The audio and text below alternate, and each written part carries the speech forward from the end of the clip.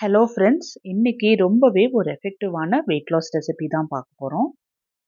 முடிஞ்ச அளவுக்கு 3 வேளையுமே கார்போஹைட்ரேட்ஸ் எடுக்க வேண்டான்ட்டு இல்லை, கம்மியாக எடுத்துட்டு ப்ரோட்டீன்ஸும் ஃபைபர்ஸும் அதிகப்படுத்திக்கலாம். இன்னைக்கோட ரெசிபிக்கு நான் 1/4 டம்ளர் பாசிப்பருப்பு எடுத்திருக்கேன். பாசியில் அதிகப்படியான ப்ரோட்டீன்ஸ், ஃபைபர்ஸ், விட்டமின்ஸ், மினரல்ஸ் இருக்குது. இது கூடவே 1/4 டம்ளர் கொள்ளு எடுத்திருக்கேன். 1/4 டம்ளர் கருப்பு சுண்டல் எடுத்திருக்கேன். ஸோ இது எல்லாத்துலேயுமே அதிகப்படியான ஃபைபர்ஸும் ப்ரோட்டீன்ஸும் இருக்கு.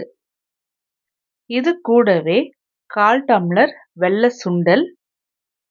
இன்னைக்கு இந்த தானியங்கள் எல்லாத்தையுமே போட்டு ஒரு அடை தோசை தான் ரெடி பண்ண போகிறோம், அதுவும் அரிசி சேர்த்தாம. 1/4 டம்ளர் பச்சை பயிறு. தினமும் பச்சை பயிறு எடுத்துட்டு வந்தோம் அப்படின்னா நம்ம நார்மலாகவே சாப்பிட்ற குவான்டிட்டி அளவு கம்மி பண்ணி சாப்பிடுவோம். அந்த அளவுக்கு நல்ல ஒரு ஸ்டொமக் ஃபில்லிங்காக இருக்கும். 1/2 டம்ளர் கருப்பு உளுந்து, நான் தோலோடவே தான் உளுந்து சேர்த்திருக்கேன். உளுந்தில் அதிகப்படியான கால்சியம் இருக்கிறதுனால லேடிஸ் முடிஞ்ச அளவுக்கு நல்லா இது போல் உணவு எடுத்துகிட்டு வந்தோம் அப்படின்னா 40 இயர்ஸ்க்கு மேலே எலும்பு தேய்மானம், மூட்டு வலி, முதுகு வலி எல்லாமே நல்லா கண்ட்ரோல் ஆகும். இது 1 நாள் 2 நாள் சாப்பிட்டுட்டு நம்மளுக்கு சரியாகலைன்னு யோசிக்கக்கூடாது. இது நம்மளோட ஒரு லைஃப் ஸ்டைலாகவே மாற்றிக்கணும். 3லேருந்து 4 முறை இது எல்லாத்தையுமே நல்லா கழுவிட்டு நல்லா மூங்குற அளவுக்கு தண்ணி ஊற்றி காரத்துக்காக நான் 3 வரமிளகாவும் போட்டு ஒரு 8 மணி நேரம் ஊறத்துக்கு வச்சிடுறேன். 8 மணி நேரத்துக்கு அப்புறம் எல்லா தானியங்களுமே நல்லா முழுமையாக ஊறி வந்திருக்கு. இதை தண்ணியிலேருந்து வடித்து எடுத்து மிக்ஸி ஜாருக்கு ட்ரான்ஸ்ஃபர் பண்ணி இது கூடவே சின்னதாக கட் பண்ணின ஒரு துண்டு இஞ்சி, 1/4 டீஸ்பூன் சோம்பு, 1/4 டீஸ்பூன் மஞ்சள், 1/4 டீஸ்பூன் பெருங்காயத்தூள், தேவையான அளவுக்கு உப்பு. இதில் தேவையான அளவுக்கு தண்ணி சேர்த்தி நல்லா நைஸாக அரைச்சி எடுத்துகிட்டு வந்துடணும். நல்லா ஊறி இருக்கிறதுனால நல்லா நைஸாகவே அரைச்சிட்டு வரும். இதை வேற ஒரு பவுலில் ட்ரான்ஸ்ஃபர் பண்ணிவிட்டு இதை குறைஞ்சது ஒரு 8 மணி நேரமாவது நல்லா புளிக்க வைக்கணும்.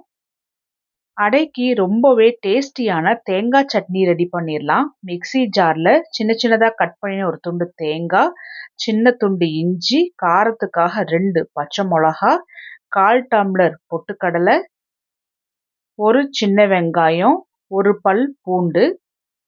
இதை நல்லா அரைச்சதுக்கு அப்புறமா கொஞ்சமாக தண்ணி சேர்த்தி நல்லா அரைச்சி எடுத்துகிட்டு வந்துடணும். நான் தாளிப்புக்காக கடுகு, ஜீரகம், வரமிளகா, கருவேப்பிலை போட்டு சட்னியில் போட்டு நல்லாவே கலந்துட்டுருக்கிறேன்.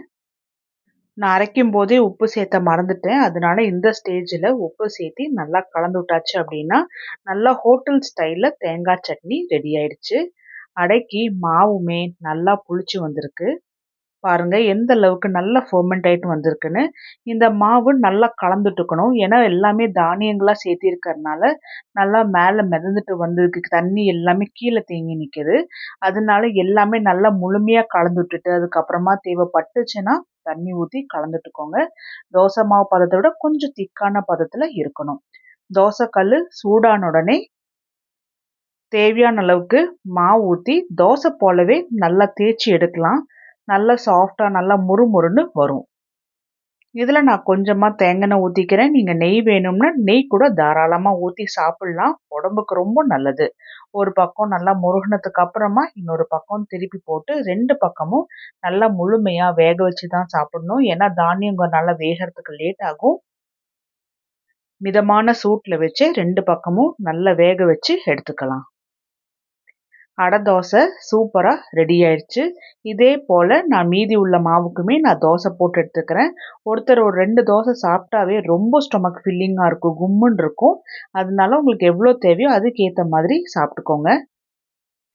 இது போல் அரிசி சேர்த்தாம சாப்பிடும்போது வெயிட் லாஸ் பண்ணுறது ரொம்பவே ஈஸியாக இருக்கும். வெயிட் மேனேஜ் பண்ணுறவங்களுமே ரொம்ப சுலபமாக மெயின்டைன் பண்ணலாம். சுகர் இருக்கிறவங்க அரிசி இல்லாதனால தாராளமாக இதை செஞ்சு சாப்பிட்லாம்.